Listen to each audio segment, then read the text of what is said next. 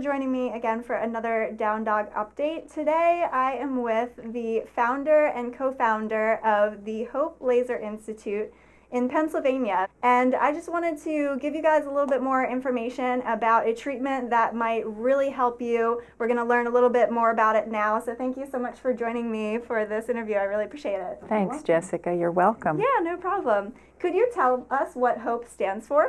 Yes, HOPE stands for Home of Photobiomodulation Excellence, and we're located in Easton, Pennsylvania and Malvern, PA. We have been in operation for over 5 years, operating HOPE Institute, and Tony, the founder, has been doing laser therapy coupled with muscle recovery for over 23 years. Wow. Yes, she's a brilliant woman, very brilliant woman. I'm honored to share my days with her. Wonderful. Now, can you tell us a little bit more about what exactly this treatment is? What do you guys do to help people? We use light in order to enhance the body's ability to heal. And that's pretty much the gist of it. We are very light beings, even though we don't realize it. When a baby's born, if they're jaundiced, we're told put them in the window. If there's a deficit of vitamin D in our systems, your doctor will tell you go outside and get in some sunshine. There's depression disorders that happen when we don't get in enough sunlight. So there's a lot of light issues that our bodies are responsive to. And we have chosen to use photobiomodulation in order to help people heal easily with no pain. It is non-invasive. There's no medication use. So there's really not a downside to treatment. There's absolutely no side effects, which in today's realm with medicine is very unusual. So. Wow, that is amazing. Now, I know that you guys have many case studies already. Do you want to talk to us about one? We were written up in the British Medical Journal for our ability to deal with chronic stroke. Most stroke patients are seen in PT for approximately a year, and then they're kind of told that they're pretty much done with their recovery. It may be minor advancements, but usually not very much. We are able to help them even further. One gentleman we did had a stroke 17 years ago. He over doubled his cognitive ability after his stroke 17 years later. So it's pretty amazing technology. It's been around for quite a while. It's not something that's new to the United States, but not necessarily new to the world. So, yeah.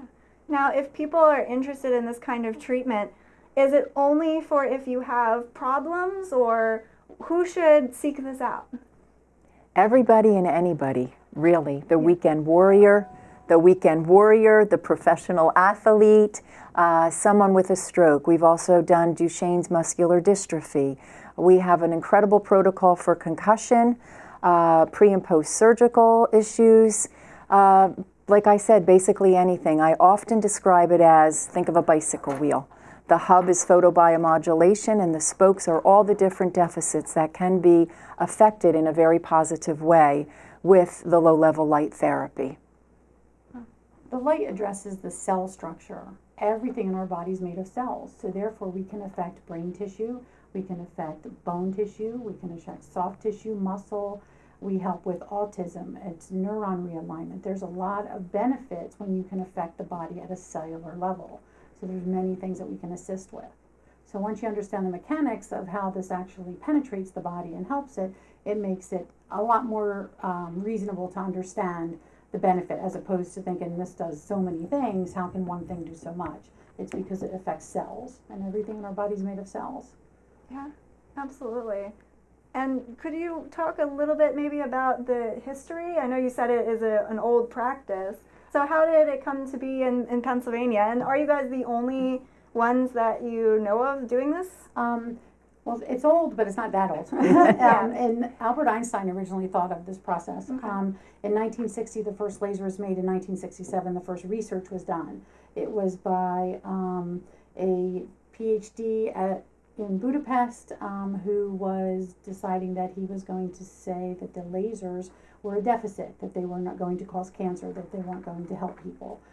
He shaved the backs of some rats, and one group got lasered, the other group did not. The group that actually got lasered, their hair grew much quicker, and he noticed a huge benefit in their overall body wellness. So began the interest and the usage of light to help people. In 2009, the first laser was brought in. in the United States and the wavelength we use, that's the most beneficial for tissue. And that was in September, October in that area. We had our first laser by March of 2010. So within 6 months, we were using lasers that were going to the United States. So we do more individual case studies here for different conditions than anywhere that we know of in the United States. It's a very hard modality because they do a lot of research with animals and we need to apply it to humans. So there's that bridge, and that's what we do. We gap that bridge between research and clinical application. So in the grand scheme of things, it's a fairly new kind of practice, and it just seems like it's going to continue to grow and help thousands and eventually millions of people, and you guys are really We hope so. starting, It yeah. should. It Yeah. should, for sure. Absolutely. Even most recently, Tony has done so much research, seeing that the National Institute of Health states that this is the next coming modality that will be used. So once it's insurance-based, am I right, Tony? Yep. I think every doctor and hospital and anyone who truly wants to make a difference in the wellness of that individual will have cold laser therapy in our buildings. So we're proud because we feel that our cornerstones are marked with honesty and integrity, professionalism, and really a compassion for people who come into our facilities. You become part of our family. We just don't let you go. Our hand is not on the doorknob waiting to exit a room. We're here to make a difference in the wellness and the recovery of what you truly are faced with. So anybody that is in pain, that seeks information, we always say just pick up the phone and give us a call. Let us try to help you.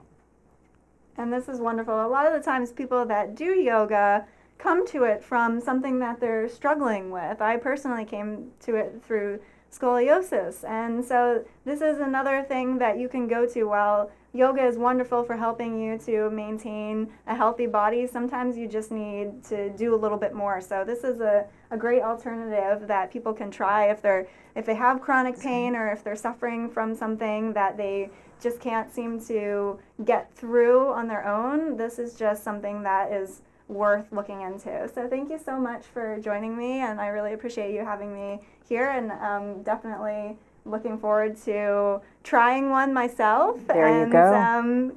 Thank you so much. Thank you, welcome. Jessica. Thank you. It was wonderful having you. And thanks for watching. Make sure to subscribe to get more great content, and we look forward to seeing you next time. Bye.